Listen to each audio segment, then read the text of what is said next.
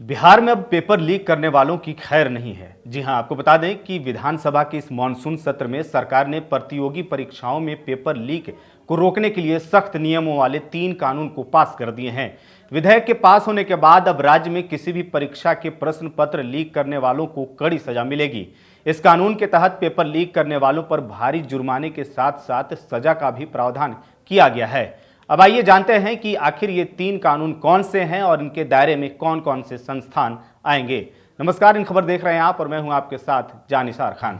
दरअसल बिहार लोक सेवा आयोग जो अनुचित साधन निवारण कानून 2024 को पास किया गया है, इसके बाद दूसरा जो है बिहार माल और सेवा कर संशोधन कानून 2024, तीसरा है बिहार लिफ्ट एवं एक्सीलेटर विधेयक 2024। ये 3 कानून इस बार के मानसून सत्र में पास किए गए हैं। दरअसल बता दें आपको कि राज्य सरकार के द्वारा बनाए गए नए कानून में पेपर लीक में शामिल दोषियों और संस्थाओं को 3 से 7 साल की सजा का प्रावधान किया गया है। इसके साथ ही नए कानून में 10 लाख रुपए से लेकर के 1 करोड़ तक जुर्माने की बात भी है। राज्य सरकार की तरफ से आयोजित होने वाली सभी परीक्षाओं में पेपर लीक होने पर यह कानून प्रभावी होगा। पेपर लीक में शामिल होने वाले अभ्यर्थियों के लिए 3 से 5 साल की सजा और 10 लाख रुपए जुर्माने का प्रावधान है। इसके अलावा आपको बता दें कि अगर किसी भी प्रतियोगी परीक्षाओं के पेपर लीक की आशंका होगी तो इसकी जांच अब डीएसपी रैंक के अधिकारी करेंगे। आइए अब जानते हैं कि आखिर इस कानून के अंदर वो कौन सी संस्थाएं आएंगी जो प्रतियोगिता परीक्षा आयोजित करवाती हैं। पहला आपको बता दें कि बिहार कर्मचारी चयन आयोग जो है BSSC, यानी कि बिहार कर्मचारी चयन आयोग भी इसके अंदर आने वाला है।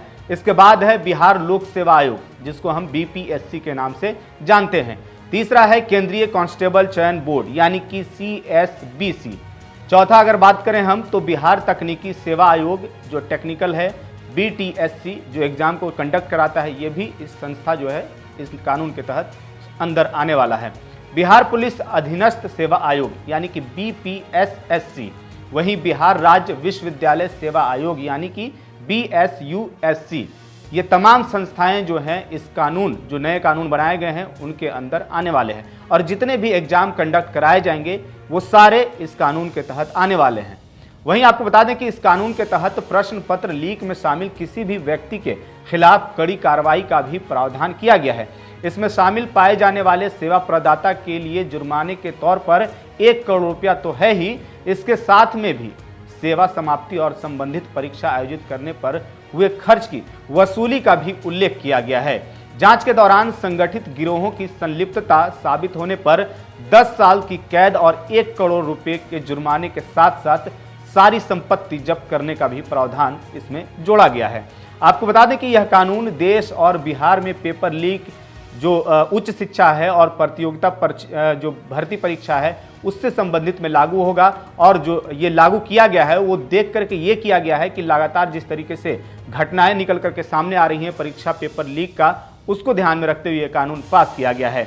आपने अभी देखा होगा या सुना होगा कि इस साल शुरुआत में ही BPSC ने शिक्षक भर्ती के तीसरे चरण की परीक्षा आयोजित कराई थी, जिसका पेपर लीक हो गया था, जिसके बाद इस परीक्षा को रद्द कर दिया गया था। इसके बाद अभी हाल फिलहाल में ही नीट पेपर लीक का पूरा प्रकरण आपने देखा होगा कि कैसे इसके तार कहां से जुड़े हुए निकले हैं, जिसमें कई लोगों की अब तक गिरफ्तारी की जा चुकी है। हालांकि अब जो सुप्रीम कोर्ट का फैसला इस पर आया है, उन्होंने कहा है सुप्रीम कोर्ट ने कि नीट परीक्षा को दोबारा नहीं कराया जाएगा। साफ तौर पर सुप्रीम कोर्ट ने इस मामले को लेकर के इनकार कर दिया है।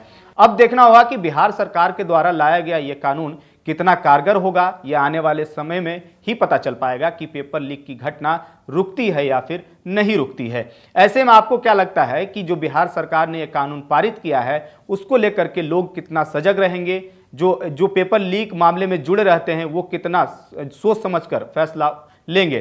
कमेंट करके हमें जरूर बताइएगा।